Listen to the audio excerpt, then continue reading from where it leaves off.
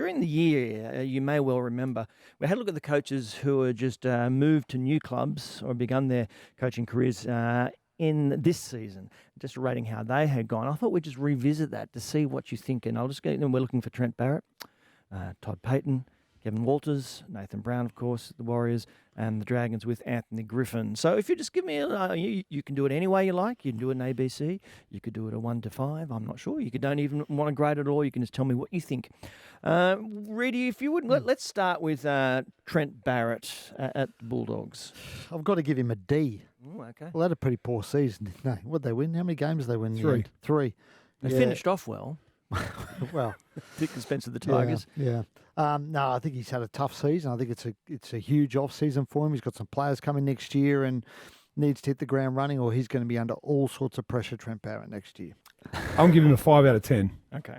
5 out of 10 for Trent. Is that a pass mark? 5. That's a pass. That's a C. That's a C. I think. Yeah, I think. Look, I've given Trent. I've given another coach 4 out of 10 because I think they're the biggest disappointments of the season. But I think with what he had to work with and under the circumstances, I think I agree with 100% with Reedy. He's probably the coach most under the pump. 6 big names are going to the Dogs next year, and they want instant results. And if they don't get them, well, he could be in big trouble. I mean, was Baz in charge at the back end of last year when they started recruitment? Did he recruit Allen and Kotrick on big coin? Mm-hmm. No, that was pre him, wasn't it? Was that pre him or was that him? Because that wasn't Dean Pay, was it?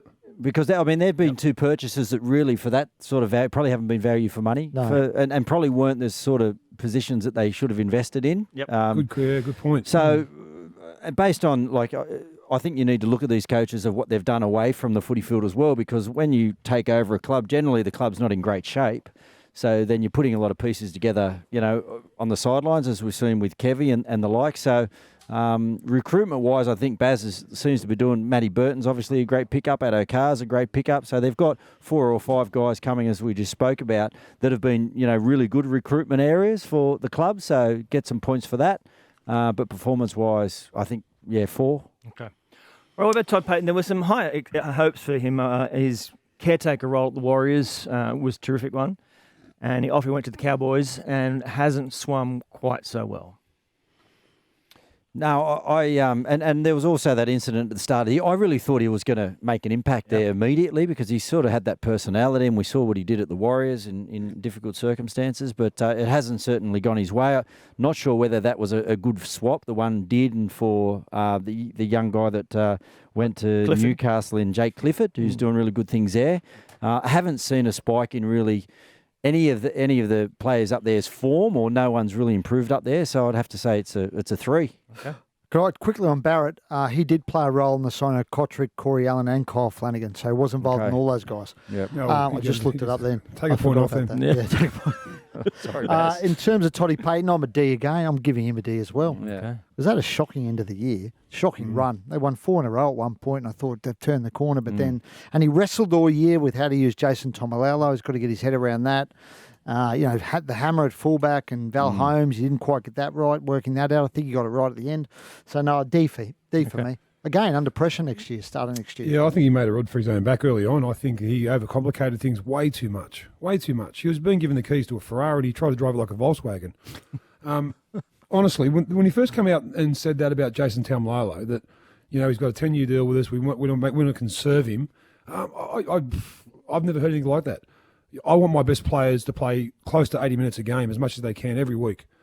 Because look what happens when they don't. They come second last or third last, whatever they come this year. It's totally held to that wrong, Taumalolo. You say to Taumalolo, I want you to play as many minutes as you can, and you're my number 13 every week, and you're going to play, you're going to start the game, and I'm going to call you. When I think you're tired, I'll call you off. And that's probably 15 minutes before half-time.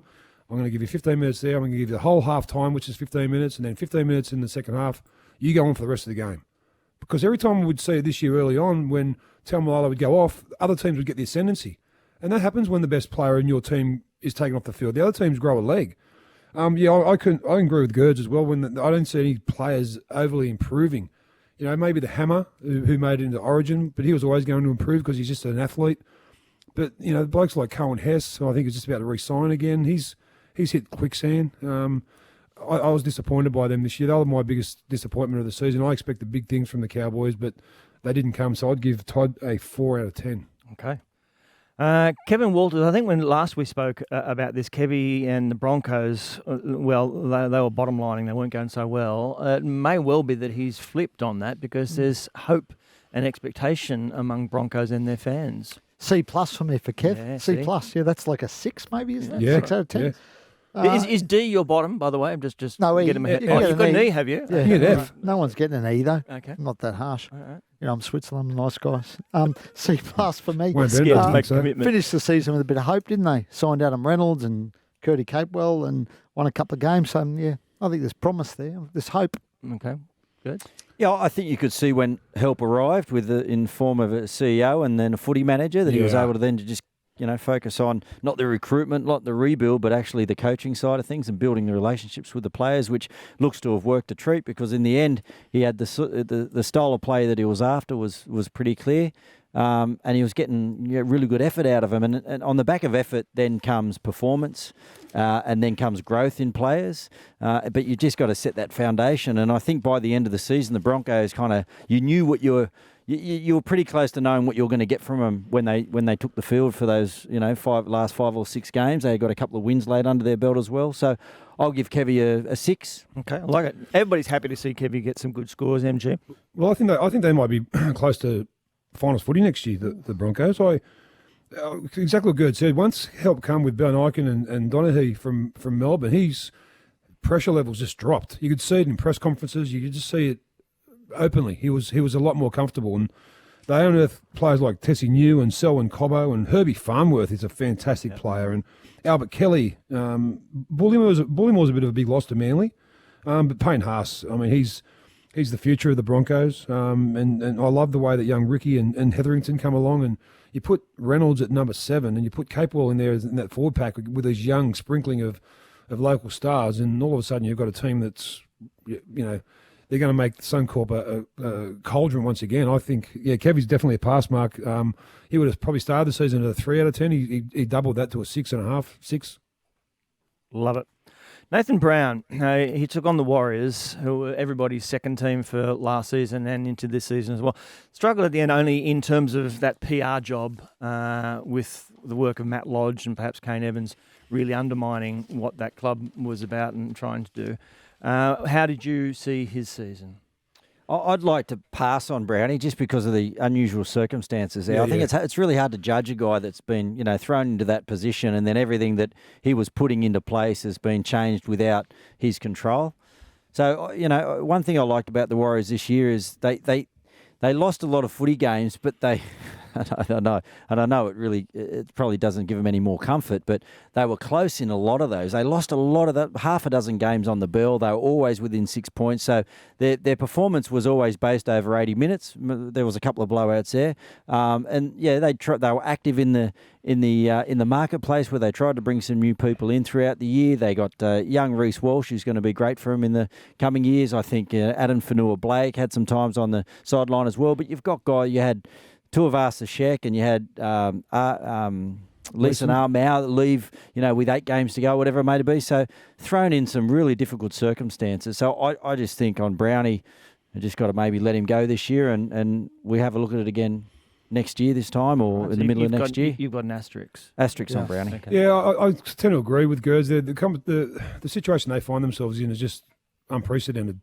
Living out of a suitcase for 2 seasons. Now they're going up to Redcliffe to spend next year, we're being told. And, oh, man, it'd be so hard. It'd be so hard, being away from family, not playing on your home deck. I said on the show earlier in this season that it'd be very hard if, the whole competition uprooted and went to New Zealand because of the same reasons. And I was away from home for 18 months. And I don't know how I'd cope. I honestly don't know how I'd cope. And I think for that reason, I think, Brownie's kind of different to every other coach because they don't know what tomorrow holds as far as where they're going to be. But to be fair, a lot of clubs uprooted and went to Queensland as well. That weren't the Warriors. Yeah, but a lot of New South Wales clubs, Melbourne have certainly been up there. They love it. It's a different country, but Tone. It's a different.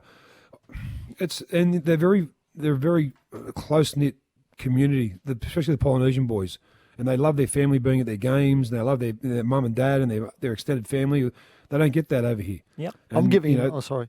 Sorry, A 6. MG, keep going. 6 out of 10. Oh, you mate. gave him a mark 6. I'm going to go with MG. Same. Well, I'm giving him a C. Mhm. I think that's is that a 5? That's a 5.